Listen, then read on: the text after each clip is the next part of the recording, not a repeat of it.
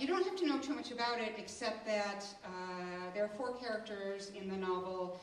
They don't know each other at the beginning of the novel. They become friends, and they bond over reading books, and then they really get to know each other when they start writing them together.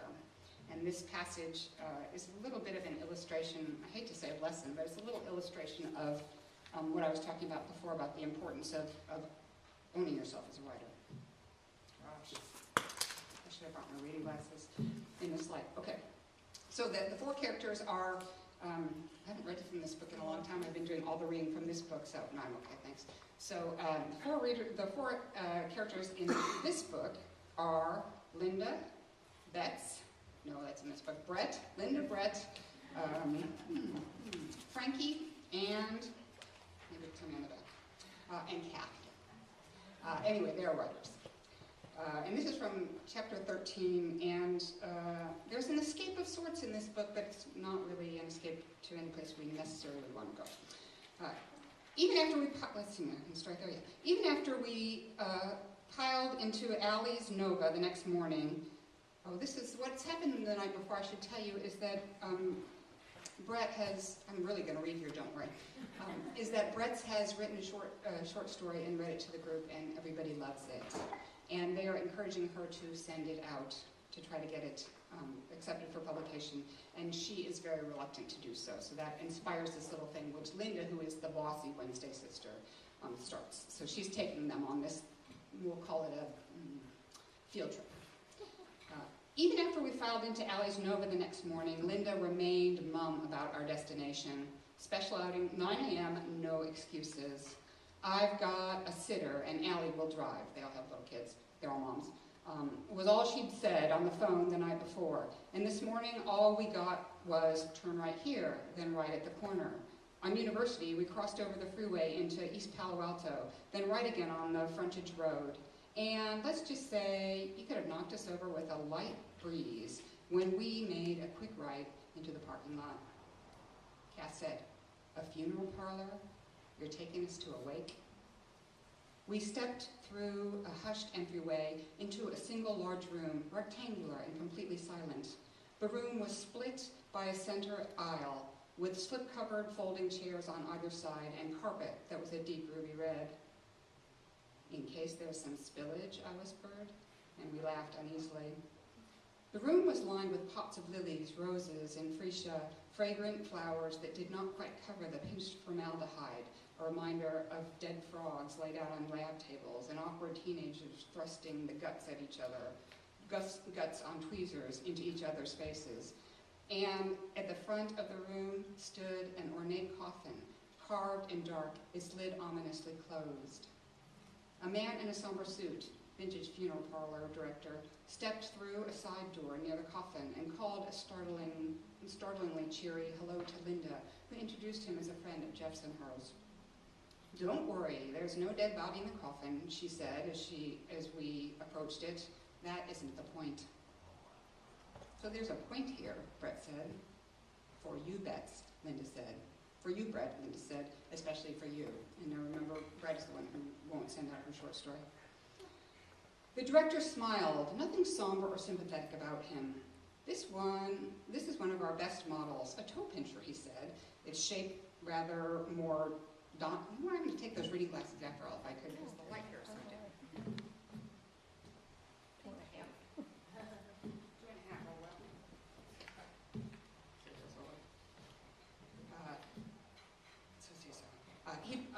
So head pinched in, and the toes even more so, Count Dracula-like. He pointed out its special features, a mahogany carved in crosses and grapevines, all hand-polished, which gave it that luster. The Last Supper depicted on the handle backplates and pietas at the corners, all in antique gold. He opened the head half of the lid to reveal a diamond-shaped pleated center panel on the lid, the entire interior done in beige velvet with full sheer roll and throw out, and matching pleated pillows, he said. He asked us to knock on the side door when we were finished. No one would bother us until then.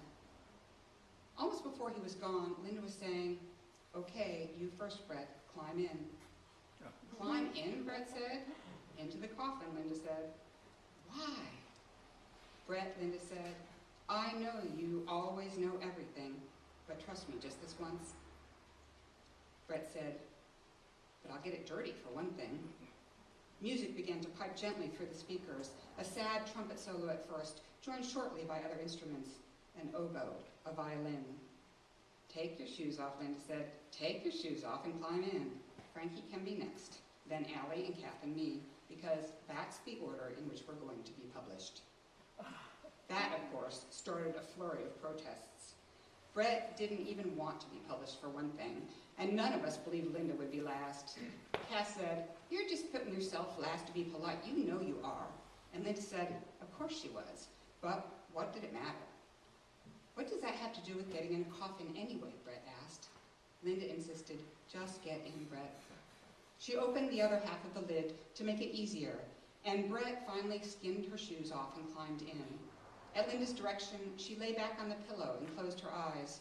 The room was completely silent for a moment, even the trumpet music ceasing, a short pause before the next piece of music began. Now, Linda said, what are you thinking? Brett said, I'm thinking I do not want to be in this coffin. Because, Linda said, because I don't want to be dead. Because I have my children to raise, for one thing. What would Sarah and Mark do without me? Okay, Linda said, so now imagine your kids are grown, and you're old, and you've been sick and in pain, and you are ready to die. You're dead, in fact. You're 90 years old, and your children are in their 60s. They can survive without you. And let's say Chip bit the dust with you. You turned your home into an old folks' laboratory, and drat, someone mixed something with something they shouldn't have, and the whole place blew up. Brett bolted upright, startling us, looking directly at Linda. Linda said, you can't be sitting up when you're dead, and just forget about that, Linda said, setting a hand on Brett's chest, trying to coax her to lie back on the pillow again.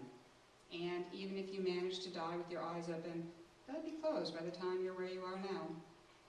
Brett gripped the sides of the coffin, but she did lie back. She did close her eyes. She even folded her hands on her stomach. I should tell you now that Brett wears white gloves.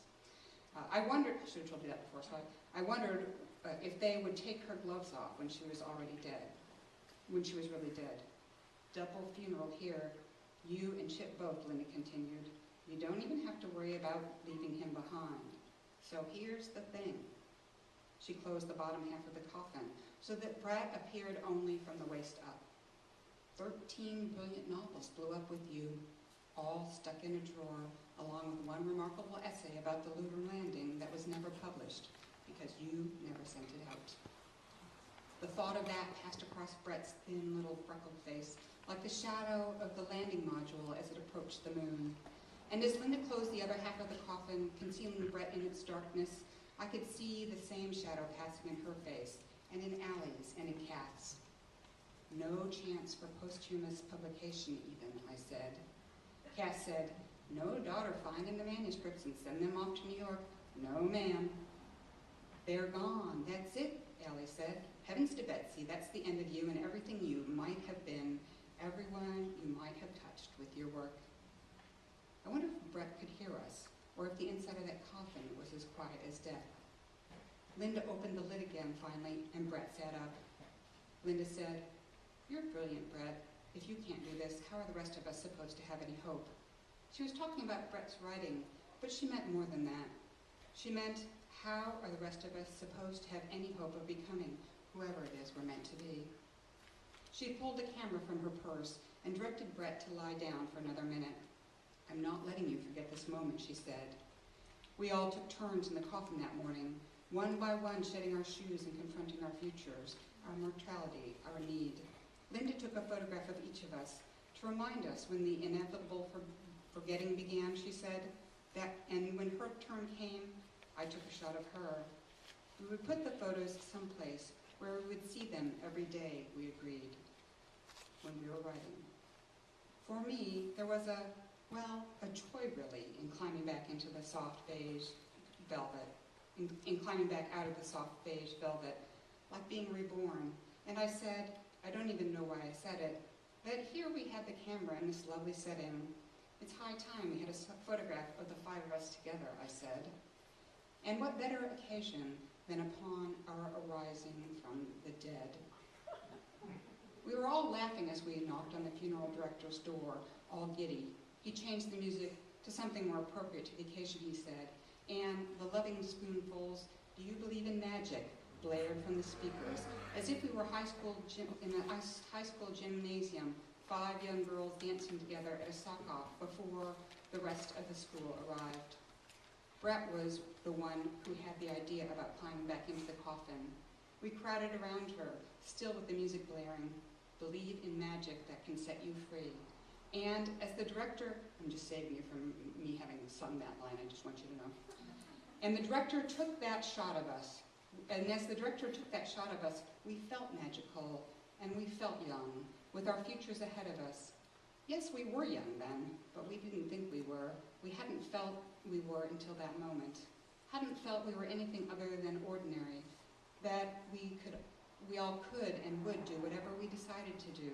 That if it would turn out in the end that we die without ever achieving our dreams, at least it wouldn't be because we've been too afraid to try. I don't believe there's a happier funeral photo